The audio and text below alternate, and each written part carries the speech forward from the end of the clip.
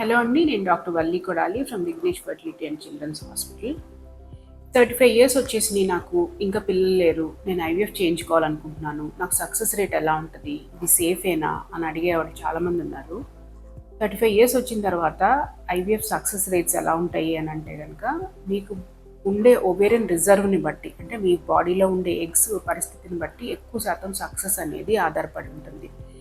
35 years వచ్చిన తర్వాత కనుక మీరు ప్రెగ్నెన్సీ రేట్స్ కంపేర్ చేసుకోవాలి అని అంటే కనుక, నార్మల్గా ప్రెగ్నెన్సీస్ వచ్చే 25 ఇయర్స్ టు 30 ఇయర్స్ వాళ్ళు ఐవీఎఫ్ చేయించుకున్నప్పుడు వాళ్ళ సక్సెస్ రేట్స్ ఎక్కువ ఉంటాయండి.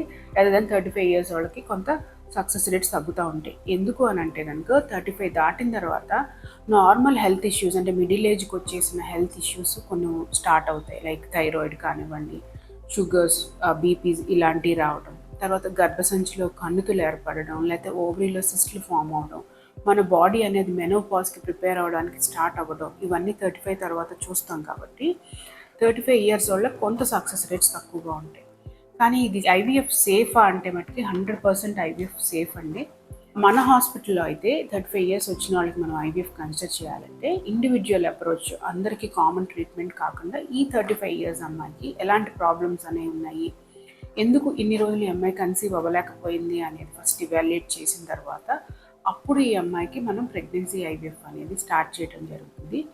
ఐవీఎఫ్లో కూడా మీకు 35 ఇయర్స్ తర్వాత కూడా మంచి సక్సెస్ రేట్సే ఉంటాయి. నేను ముందుగా చెప్పినట్టుగా మీ ఎగ్ రిజర్వ్ని బట్టి మీ ప్రెగ్నెన్సీస్ అనేవి డిపెండ్ అయి ఉంటాయి అన్నమాట.